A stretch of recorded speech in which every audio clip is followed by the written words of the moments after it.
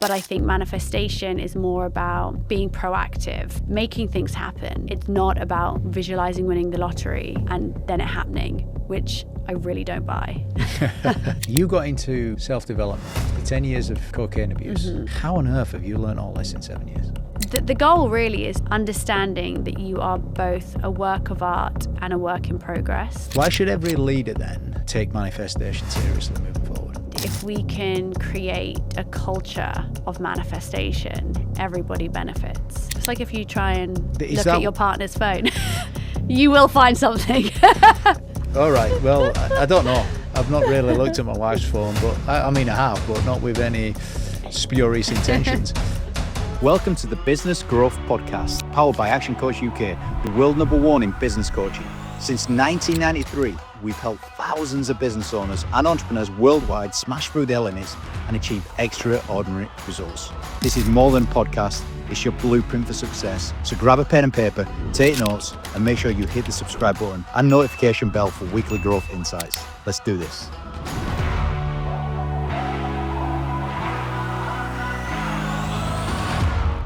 ActionCOACH, the help you need to grow your business. You know, I've just spent the last hour with Roxie Nafousi here, and she's been on a journey of learning about this stuff, manifesting and confidence and people development, only for 7 years. And that has blown me away, how someone in the space of 7 years can accumulate this kind of knowledge that can have the biggest effect on you. In business, you could create a culture of manifesting. During this episode, she'll tell you exactly how it manifests and why it is definitely not woo-woo and it is definitely not fluff. And she'll give you the science behind why it's going to work for you. Not only that, you're going to get the 8 steps to building confidence. Become confident and manifest everything that you want. This episode is sponsored by AdSmart from Sky, making TV advertising affordable, targeted, and effective for businesses of all sizes. AdSmart from Sky works with thousands of UK businesses, helping them use the power of TV advertising to accelerate their growth and build brand fame. People. Here we go. Are we recording yet? Yes. Yeah, we are. We're rocking and Oh, rolling. I like that. All right, what would you say, Roxy, to a hard-nosed CEO that says manifestation is a load of rubbish? I can understand why he would think that. I think that manifesting has been given a really bad reputation through probably TikTok and social media, and the way that this word has become it's become so trendy that it's devalued it, essentially. And so it's with that misinformation, people assume that manifesting is just about wishful thinking, or it's just about spirituality, or you have to be very woo. And I understand that. But actually, that's not what manifesting is. Manifesting, and in my own process, I have a 7-step guide to manifesting. Yeah, I've got it right here. Yeah. And my 7-step guide is... So it's so obvious that it would work, and you don't have to believe in spirituality. You don't have to have much faith in anything at all, but you just have to have common sense. And with that common sense, what you can see is that these 7 steps are, of course, going to change your life. Of course they are. Look, be clear on a vision. Irrefutable. Yeah. Remove fear and doubt. Yeah.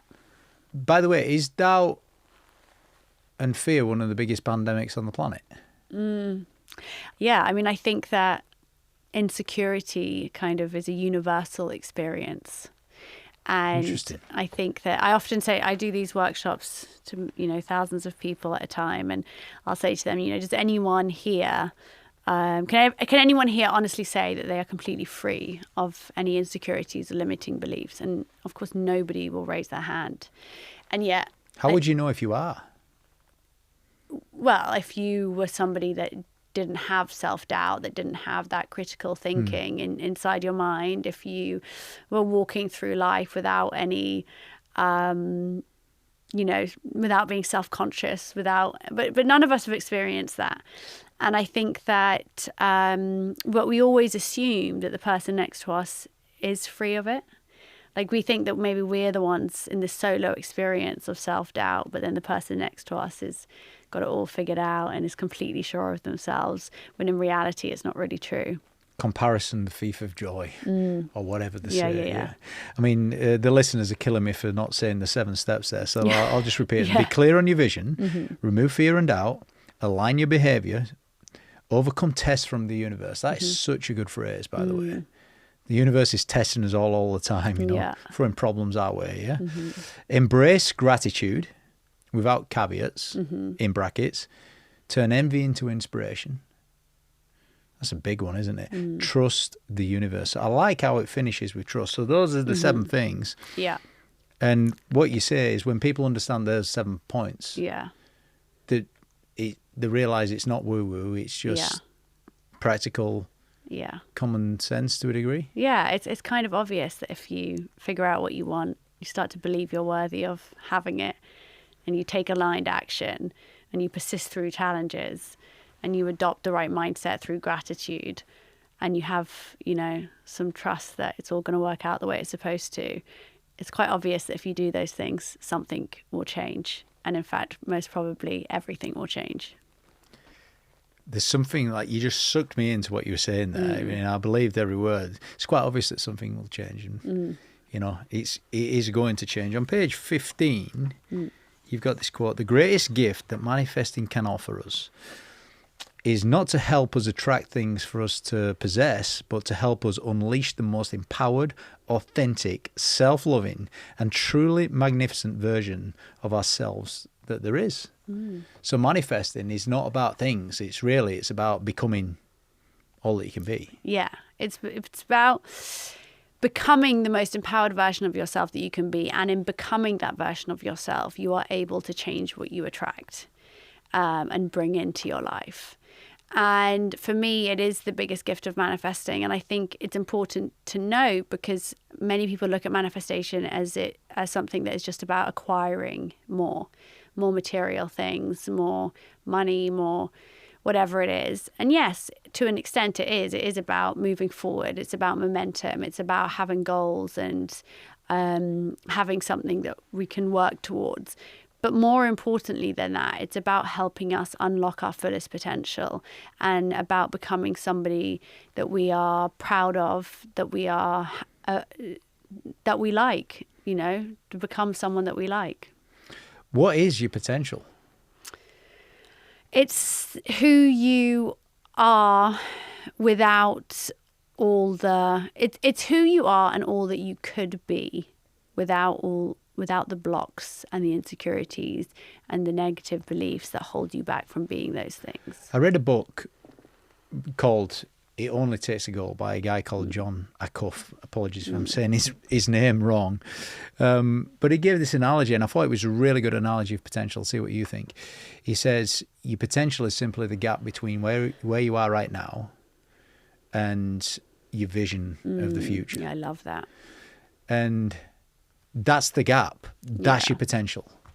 You know, that's where you want to go and operate. And that's what you're talking about manifesting. So it was a nice definition. Yeah, I love that. Yeah. And there's another guy, Timothy Galway. Have you heard of him? No. He wrote a book called The Inner Game. Right. The Inner Game of Tennis, The Inner Game of Work, The Inner Game of Golf. And what he was referring to was the battle in your head. And he said, your performance, your result, is your potential minus the interference. So if your potential's a 10 and the interference you've got in here is an 8, the result is a 2. So he kind of put a coaching science onto it there. I love that. But they're both really talking about potential, as are you.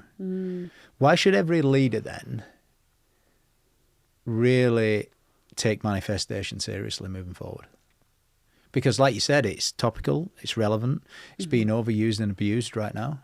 Well, I think that everybody should take manifestation seriously, no matter whether you're a leader or a follower or a whatever. A dad.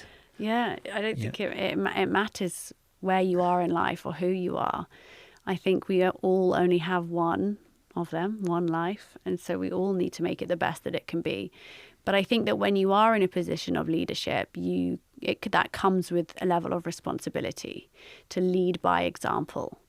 And if we can create a culture of manifestation, everybody benefits. What would a culture of manifestation look like? It would be a culture of a positive mindset, a new perspective on looking at challenges and obstacles and rejection. It would be adopting a growth mindset. It would be collectively having a shared vision and goal. It would be boosting each other's self-esteem and self-worth and not constantly putting each other down or undermining one another. It would be collectively finding gratitude in the progress and the small steps.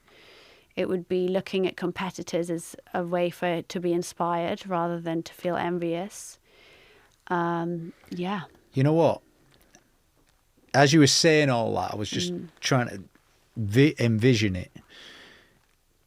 And it became so clear to me that that is so important in this new revolution that we're in artificial intelligence. Because that's all human intelligence. It's all human emotion, yeah? What you just described. You know, the growth mindset. Everybody's getting a growth mindset, positive. We're sharing the same goals, moving in the same direction. What impact is AI having on this kind of stuff? On manifestation? Yeah. I don't know. I mean, I haven't really thought I use AI. I use ChatGPT now to help me work more efficiently at work. So, yeah. But in terms of manifestation itself, I mean, some people use it for, vision boarding or to make vision movies. I don't know. I haven't done it myself. So I suppose people are using it in that sense. You could use AI because in the sense that you can use it as now your therapist for people that don't have access to therapy, for some coaching. Like, definitely I've, tapped into that and it's quite good. Yeah, I do it every day. I think there's that. I think it can maybe help you define goals, but I don't know, because I think manifestation is so much about, I don't know, is the answer. My opinion on the matter moving forward, because we've come through this information age, and this is just an opinion, and opinions change over time, don't they? So don't take it too seriously what I'm saying. We've got 2000 to 2023. There's more books ever being written. There's podcasts that's going out there. There's more information that we could ever want, and we've come through the information age, and we're in an intelligence age, and AI can do the thinking for you. It can do a lot of logical thought processing. You can download information and it can help you start to control your emotions. And my opinion is that moving forward, EQ, emotional intelligence, is a huge part of all of our individual successes. Do you have any comment on emotional intelligence? My worry would actually be that allowing AI to help you think and make sense of things is going to make it a lot harder for us to build resilience from within. Interesting. Because we need to untangle things ourselves to grow. And I think if you've constantly got something that is doing it for you, I don't know if that is necessarily the best thing. I don't like the fact that it can think for you. I like that it can help me be much more efficient. Like, I'm doing so many different things. There's no way I would be able to do as much as I'm doing without the help of AI for certain things, whether that's quickly scanning through contracts or helping me whatever it is, and that side of thing. But what I would hate, I would never have been, I'm so glad, put it this way, that I wrote those books before AI was out, because would I have produced the best book possible if I could have had the help of ChatGPT? If I'd first written a book and I didn't know how and I didn't trust I could do it myself. I wrote it at a time where that wasn't an option. So you just find a way to become a writer, right, without the experience. My worry is that with AI, if you stop thinking for yourself, you stop building that grit that we need to grow and evolve. So I think there's a fine line. There is. I like what you said, though. there is a big risk of AI dependency. I mean, and it happens quick. Like, the AI dependency happens quickly. It does. Like, you can see people, they cannot write an email now without ChatGPT. And you can see, because I see so many emails come through. And you can tell, can't you? Oh, you can tell. And it immediately switches me off personally. Yeah. Because it doesn't feel authentic. There lacks connection. I don't know.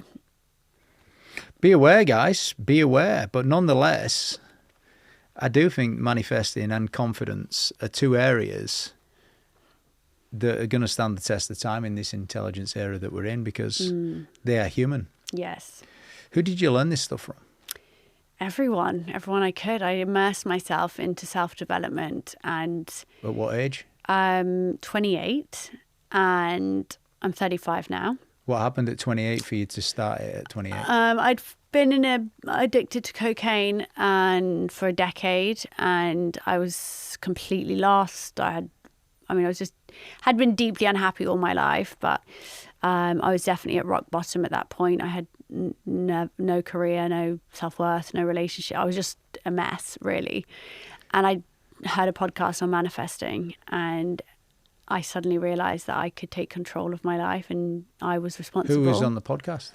It was a lady called Lacey Phillips. So she talked about manifestation in this way that I'd never heard about manifestation before, and something just clicked. And so I started researching, not manifestation as such, but I started delving into self-development as a whole, listening to all these speakers and thinkers and anyone I could, whether it was YouTube motivational videos or reading or podcasts. And I took so much from everything I was learning, and I was using it at the time just for my own growth. I just wanted to get myself out of the place that I was in. And then I started very organically just sharing it with people. And it seemed to kind of resonate. But what I realized is that everybody is talking about manifestation, even if they don't use the word. Essentially, all these people are talking about the same thing, which is using the power of your mind to change your reality. It's powerful as your mind, isn't it? Mm-hmm. Very. Yeah. In physics, I'm not going into science here, but power is a byproduct of two things: speed and strength. Mm-hmm. Speed times strength equals power. So if speed is 3 and strength is 3, the power is 9. Mm-hmm. It's kind of the same in mind power, really, because the mind is processing information at speed, and it's got to be strong. You've got to be strong in your mind to be resilient and thoughts that are going on in here. So absolutely, in a strange way, that both speed of the mind and strength of the mind equals power. Mm-hmm. Absolutely, yeah, I love that. So, who else have you learned from then in this area? Because the really popular ones are Rhonda Byrne's The Secret, which is kind of manifesting, isn't it? It's kind of, to a degree. The Secret leans more on the law of attraction, which is the concept that like attracts like. So the law of attraction is really all about the fact that if we think positive thoughts and if we operate at a high vibrational frequency, then we will attract things that match that frequency. And I absolutely believe that. I think we know that when we're in these high vibe emotions of joy, love, gratitude, we attract good things to us. Things seem to just, you drive to work and all the traffic lights are green. But if you're operating at a low vibrational frequency, so let's say you're feeling angry, resentful, guilty, sad, worried, fearful, those are the days you seem to attract negative things into your life. And I think anecdotally, we all know this to be true. I think the gap between The Secret and manifestation is the proactive work required. Through the 7 steps, really. Yeah, I think that The Secret is more about positive thinking and mindset, and it focused a lot on material things, which I think was relevant for its time. I think when it came out, it was great because it was a gateway for people to start thinking about their mind power. But I think manifestation is more about the inner work, healing, growth, being proactive, making things happen. It's not about visualizing winning the lottery and then it happening, which I really don't buy. I like that, though. The gap between attraction and manifestation lies in proactivity. Habit number 1, Stephen Covey. becoming proactive. She also wrote the book The Power, did Rhonda Byrne? I don't know. Yeah, I mean, she did some really good stuff because, Right. I mean, The Secret has got a lot of followings. Absolutely. It does get people into self-development, Very like you got much. into it as Yeah, well. yeah. Maybe this is a stepping stone to it. The likes of Jay Shetty, he's doing I a love lot of work. Jay. Yeah. Yeah. So what have you learned from Jay? Jay, I found him so early on in my journey, and I love the fact that he put big concepts into really bite-sized, kind of digestible points, so people didn't have to be necessarily overly into self-development to understand it, and I really like that approach, and I think I probably was inspired by that. Yeah, He's got this warmth and sort of connection, and in it's his so tone, genuine. Like, it's so genuine. I was such a fan of his before, and then when I met him, and now we've become great friends, and I can't tell you how thrilled I was. He was even nicer in person than he is on screen. Really? Yeah. What was it like then? Where did you meet him? I met him first when I went on his podcast in LA, and then we've met a few times in London, and he's come on my podcast, and he's just genuinely wants to help people with no agenda, which I think is actually quite just so rare. Sometimes when people are like that, you meet a very few people who genuinely want to help with nothing in return. And at first it's disarming, and you think, you feel dubious of it, what do they want? And then when you realize they genuinely don't want anything, I think it can be a very pleasant surprise. Yeah, it's quite disarming as well. It's servant leadership, really. Serving others. We're all here to serve, really. Yeah, absolutely. That's what people way smarter than me say. Okay, so let's go into confidence. Yes. What is confidence? I think confidence is the foundation of everything. And confidence is knowing your inherent value and knowing that you are enough just as you are.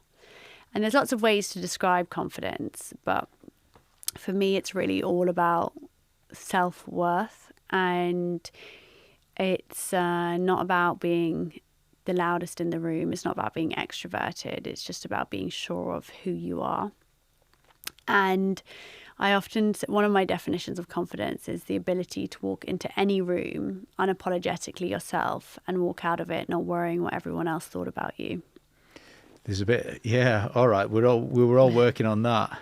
The courage to be disliked. Interesting. But the good news is you've got an 8-step process to developing confidence as well. I do, yeah. And master your thoughts. How many thoughts do you think you have a day?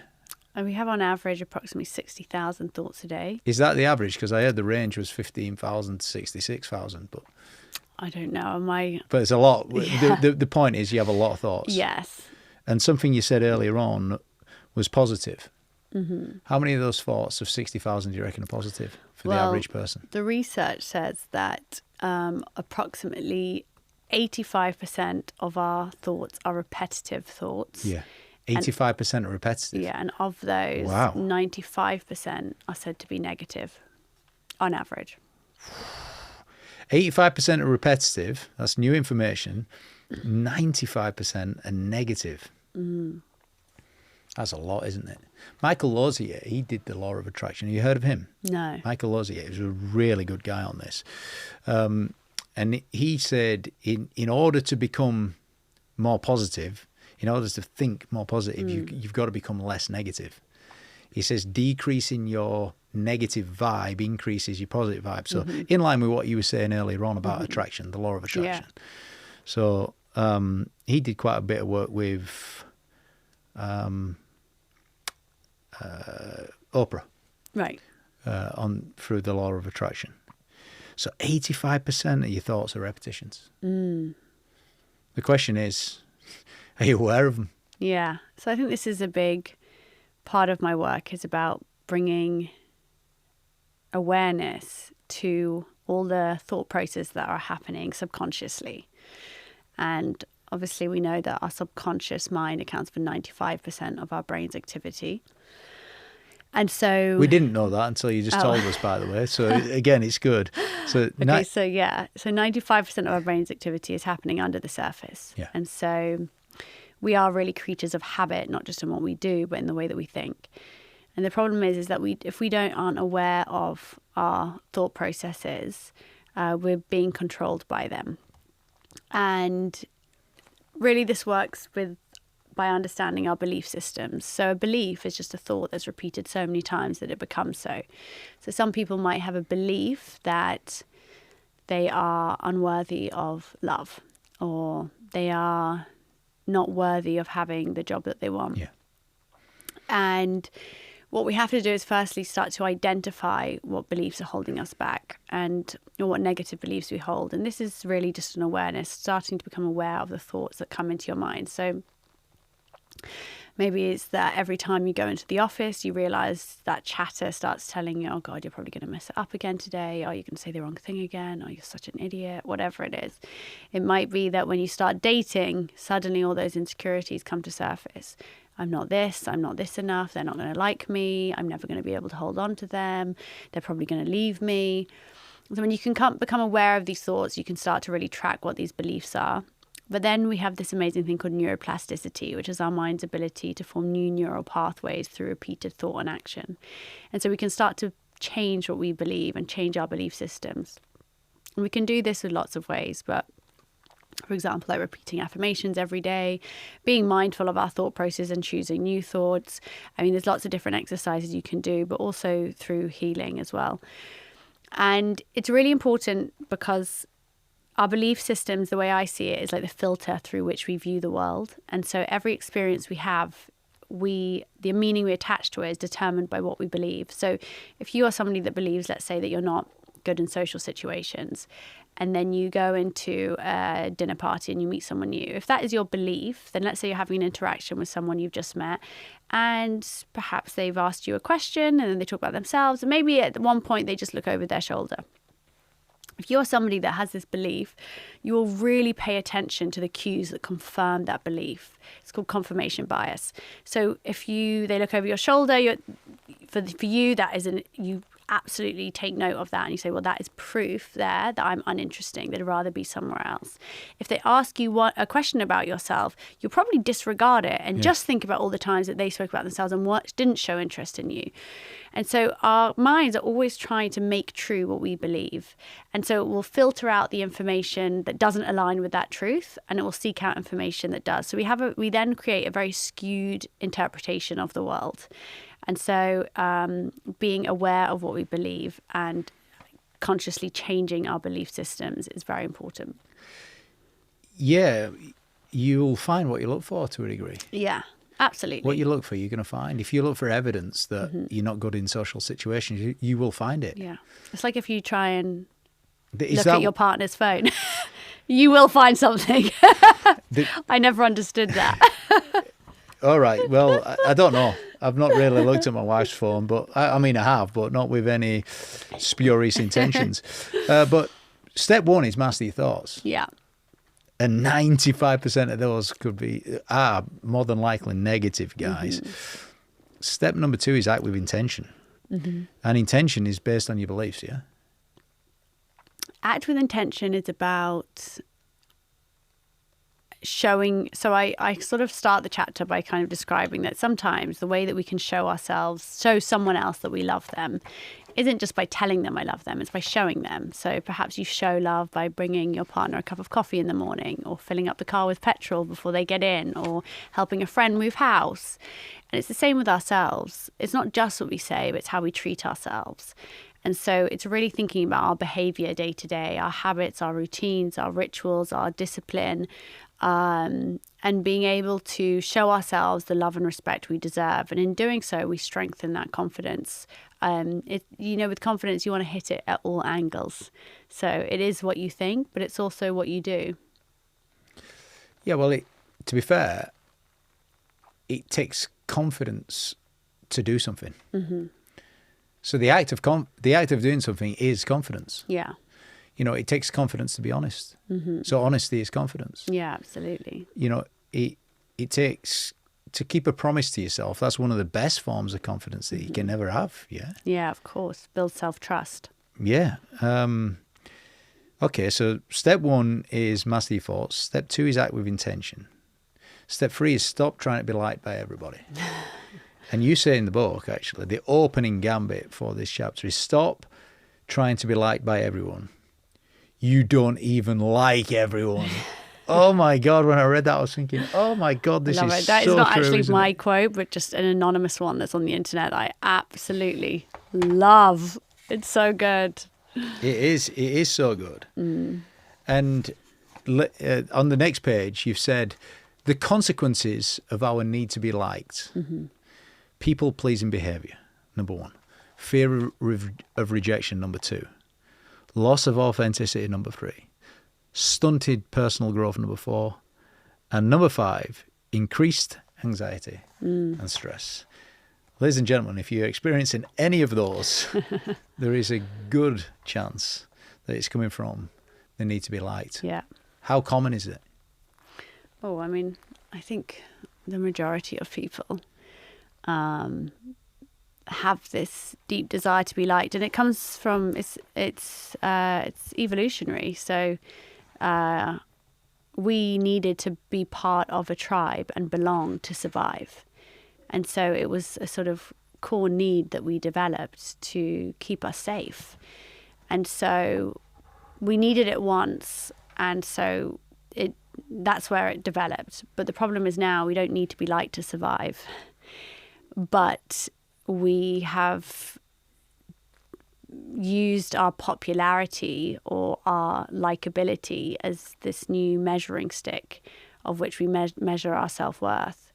And so we've taken this need to belong and we've just taken it way too far. And now we don't determine how much we like ourselves based on whether we like ourselves, but on what everyone else thinks of us. It is so true. And the more you're speaking about it, the more I'm finding evidence to see it everywhere, but you get what you look for. Master your thoughts, act with intention, stop trying to be liked by everyone, break free from comparison. What's that? So I think, I can't remember the exact statistic I wrote, but I think they somehow have estimated that about 15% of our thoughts are comparative.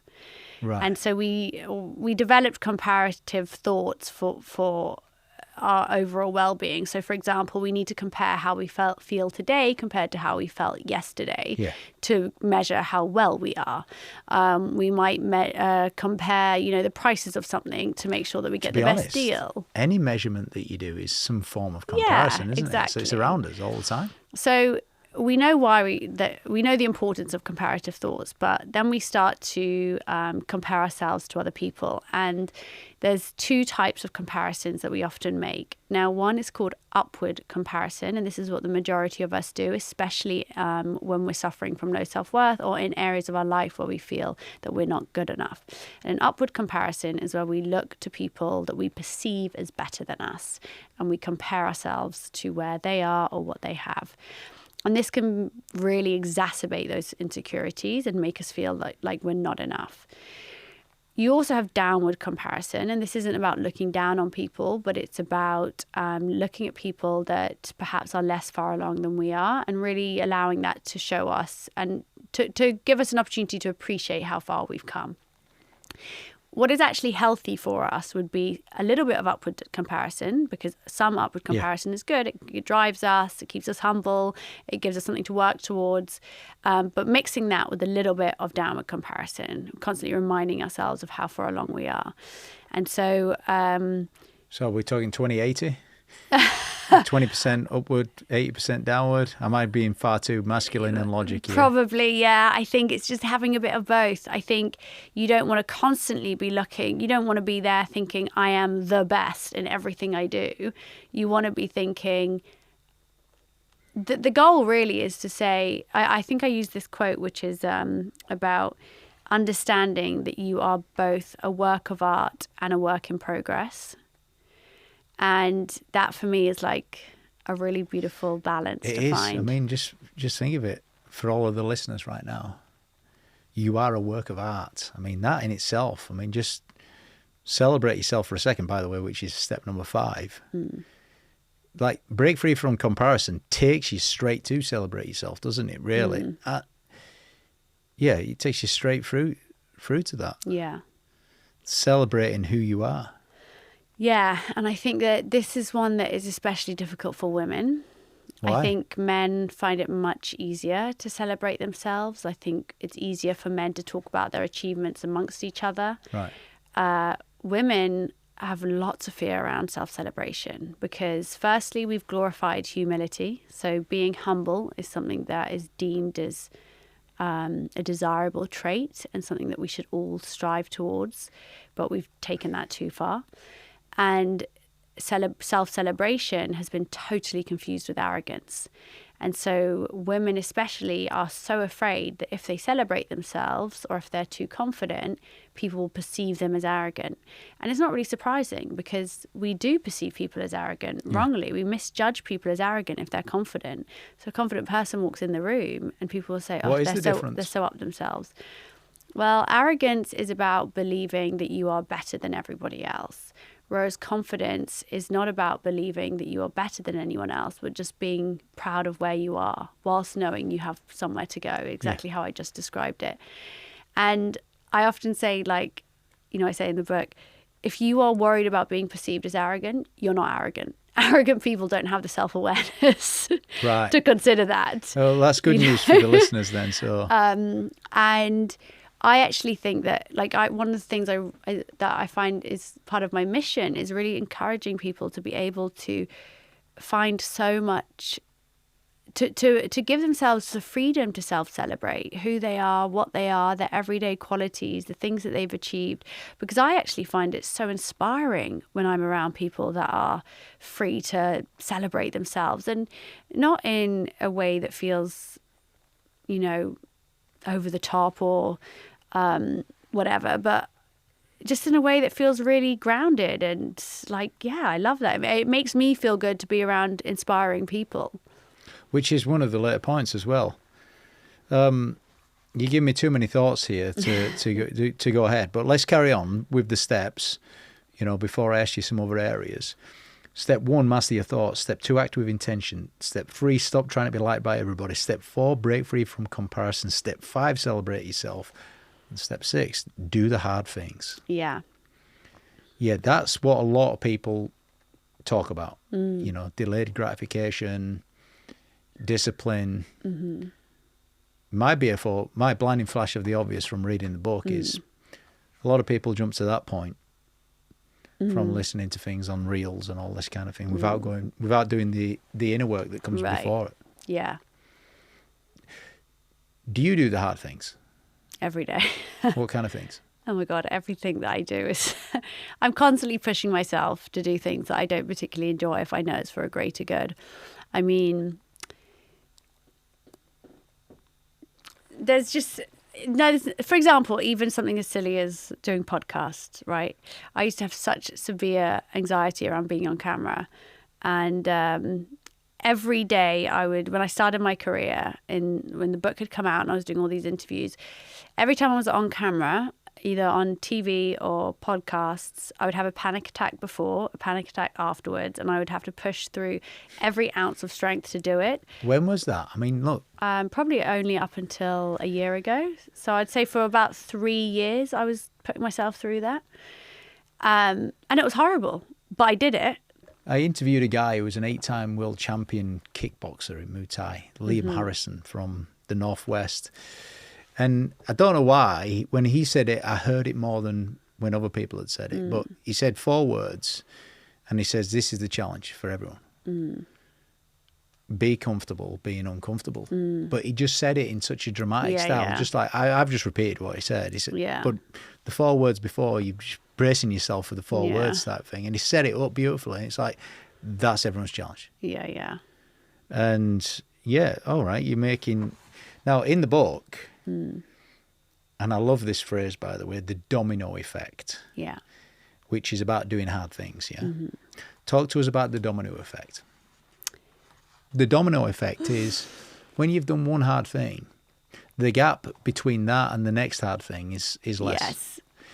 And Well, it's with anything, habits. yeah, It's just about building momentum, essentially. I had this vision in my mind when I was reading that bit of a person stood against this big, like a domino. Imagine like a boulder domino, yeah, pushing it over. And you push one over, it's like, whoa, that was hard work. But then you walk around the other side, and then you go and push another one over. But each time you do it, the next domino gets a bit closer. Mm-hmm. And as you get to 3, 4, 5, 6, actually one starts hitting the next. Mm. And that's why the greats say the comfort zone is expanding all the time. Yeah, totally. You know, what was once uncomfortable becomes comfortable. Yes. But then you got to push harder, yeah? Yeah, but I also think I think it's really nice to have this kind of belief that whenever you do something hard, you'll be rewarded. And I have found that every time I've done something I didn't particularly want to do, but I did it anyway, something amazing happens on the other side. And that is definitely what drives me to do it. Well, there's a part of your brain that develops when you do push through and do something that you genuinely don't want to do, and you do it with success. A part of your brain develops. I forgot what it's called.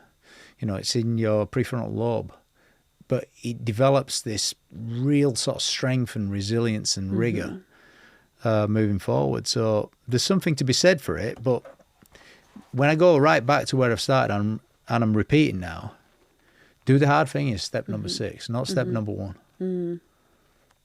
And this is why I liked this book on confidence, because the discipline, hard talk that you hear is coming later on. But then you've got step number 7, be of service to others, which is why you like Jay Shetty. Yeah. He's constantly serving other people. Yeah. I think that people think that confidence is just about this kind of like internal pursuit, but actually it is about serving others, because being of service makes us feel of value and it gives us a sense of purpose. And as you said in the beginning, you know, we're all really here to serve in some way. And we are in service no matter what we're doing. And some people will say, let's say they work in beauty, and they think, well, I don't know how I'm being of service. I'm selling skincare. And I'm like, no, you're selling confidence. You're selling feel good. You know, everybody, whether you're in a salesman in insurance, serving coffee as a barista, no matter what you do, you are serving someone. You are being of service. And sometimes we just need to reconnect ourselves with who is benefiting from whatever we're providing at the end. And it might be that you're of service to your family, to your children, to your parents. We are all of service in some way. And I think that being of service is also a great way not only to feel our value, but to get out of our head, to stop making things, you know, insecurity, doubt. It's also all-consuming, self-consuming. You know, we become obsessed in a way with ourselves.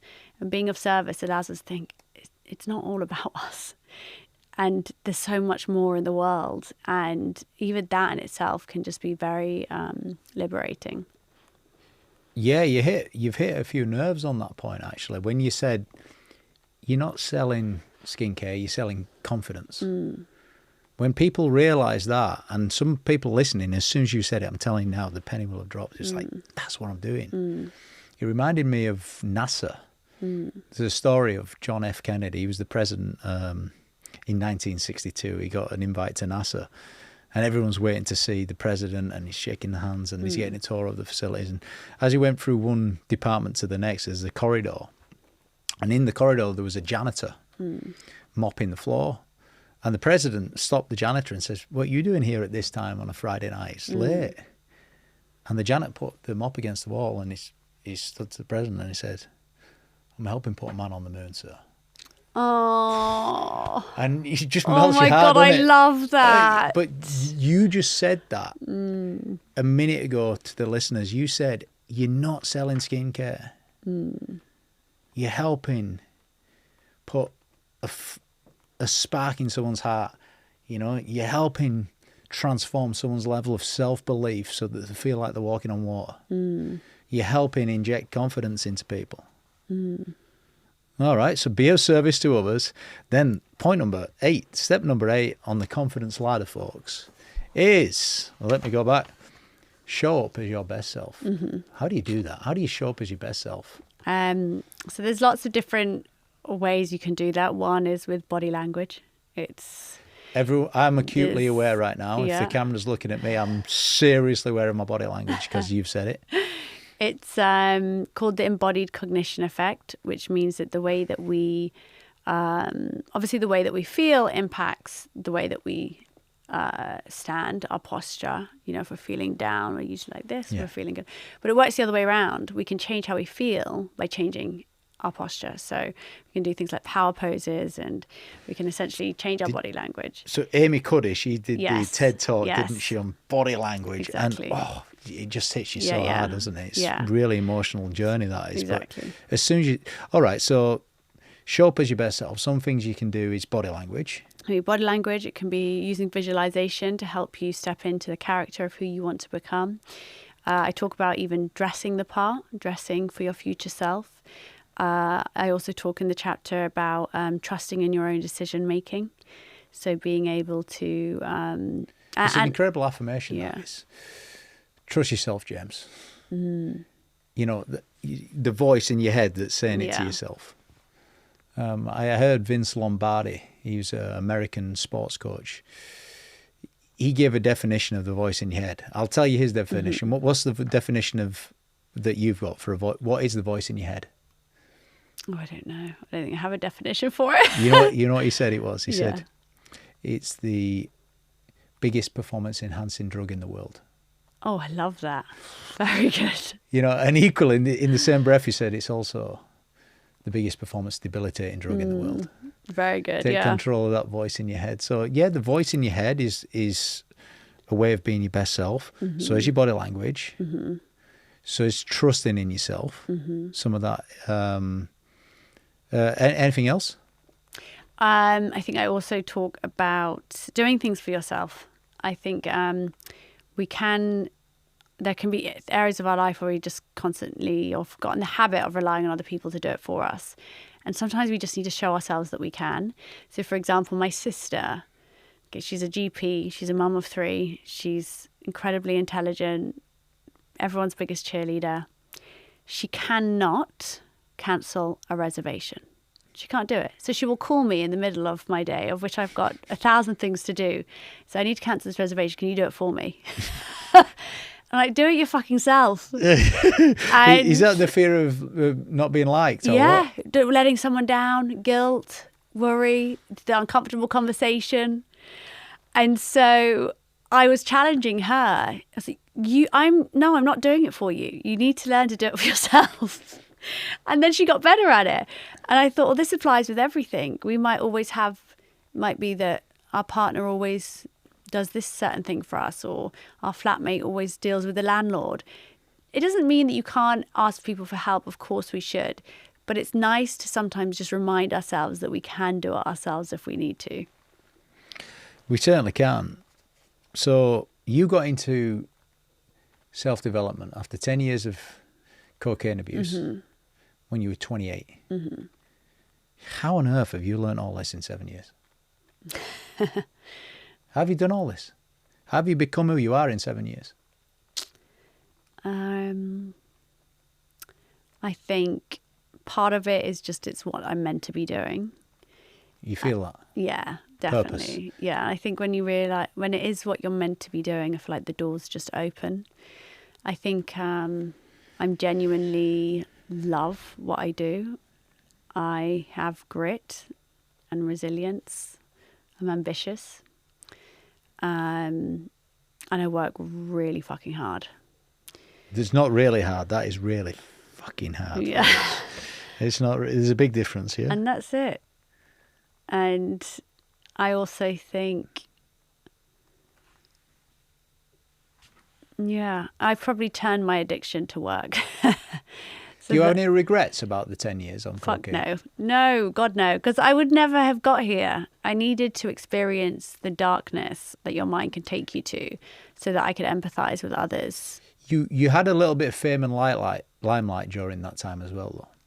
I had what? Fame and limelight during it. Not really. It was more that I was associated with people who were famous. And what was that like?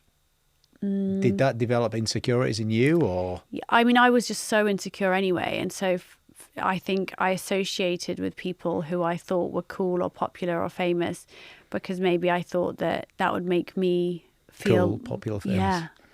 And it doesn't. And it just makes you feel even worse about yourself. And so, but that was actually more when I was in my early 20s. By my mid 20s, even though I was still an addict, I had stepped away from that because I realized it was just not. But yeah, so. Have you heard of a gentleman named Dale Carnegie? No. He wrote a book, 1900s, called How to Win Friends and Influence People. Oh, yeah. Beautiful title, isn't it? Yeah. I mean, it's just glorious. One of the best self-development books ever written. Mm-hmm. And he said success was not about fame or fortune. Mm-hmm. It was definitely not about that. Mm-hmm. I won't tell you what he said until you tell me yours. What is success about if it's not about fame or fortune? What is it about? For me, success is an ability to find joy in the ordinary and be truly present and surrounded by people you love. Yeah, well, there's definite crossovers between you two. So the great Roxie Nafousi is up with the great Dale Carnegie. He said success is happiness. Yeah. And happiness is not about fame or fortune. It's built on developing real, deep, meaningful, long-lasting relationships with the people that matter most in your life. Mm-hmm. That's happiness. Yeah. And that's what success is. Yeah. It's quite powerful. So obviously the people that you love, what you just said, good answer. Good answer. Mm. What's been your hardest lesson in life? Oh, hardest lesson in life. I don't know. What's been yours? Time with the family. Mm. When it's just me, it's easy. Pushing through, doing the hard yards, doing what it takes, working fucking hard. Easy, dawdle, all day long. Do whatever it takes. But carving out time for the family and being the dad I need to be for my kids and the husband I need to be for my wife, that's the challenge. Balancing it all. It's been some good lessons. And I'm coping well with it. Yeah. It's probably others. Now that's giving you time to think. What's yours? Oh, God, I really don't know I don't know. When did you feel... have you ever felt at a low point? Yeah, fuck. What was the lowest point you've been? Of course. Maybe, I think the hardest lesson for me to learn was really accepting that happiness was my responsibility. It was worth the wait, though. Yeah. Accepting happiness is my responsibility. Yeah. For all the listeners right now, write this down if you've got pen and paper. Happiness in your life is your responsibility. That's confidence, by the way. When you take ownership of that. Yeah, yeah. That is confidence. It's a feeling inside that's connected to everything else. Yeah. What's the biggest myth in manifestation? That it's just about thinking, wishing, waiting. The secret, the law of attraction. That's the biggest myth. It is not that. It actually, you've described it beautifully in the book. Wholeheartedly encourage everyone to get the book. What's the biggest myth about confidence? That it's just about being extroverted or loud. So true, isn't it? What did you say about ego? You said, no, you didn't say about arrogance. What did you say? Thinking you're better than everyone else. Yeah, thinking you're better than everyone else. Then we talked about Jay Shetty, who just gives everything he's got to everyone else. What's the most beautiful thing on the planet? Love. What is love, though? What is it? Love. Have you ever listened to Alan Watts talk about love? No, not about love. I love Alan Watts. Oh, he talks about that incredibly well. It's his voice, isn't it? Yeah, oh my God, it's so amazing. They now have his voice in like loads of songs. Yeah.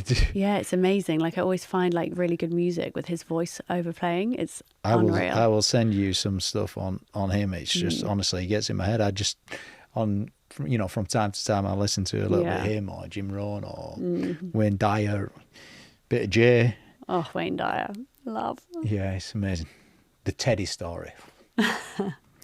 What's the first action the listeners should take now they've listened to you for the last hour or so?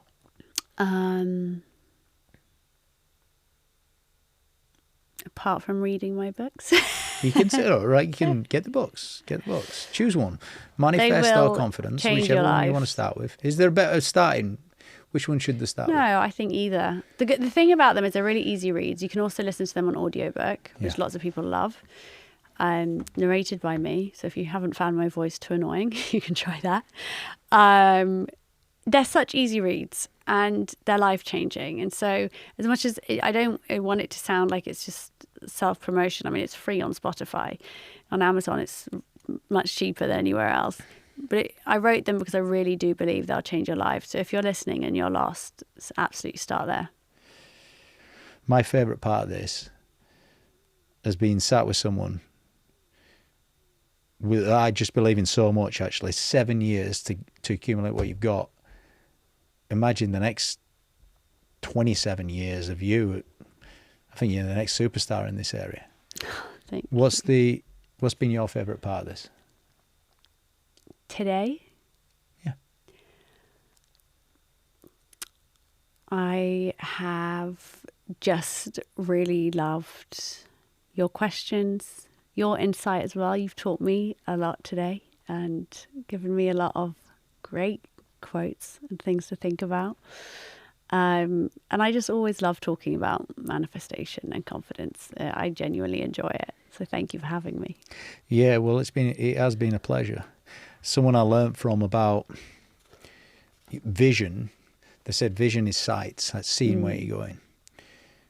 But it starts with insight, which is in here first. So it's all in there first. So you've documented it incredibly well in these two books. Thank you. Roxie Nafousi, thank you very much. Thank you so much.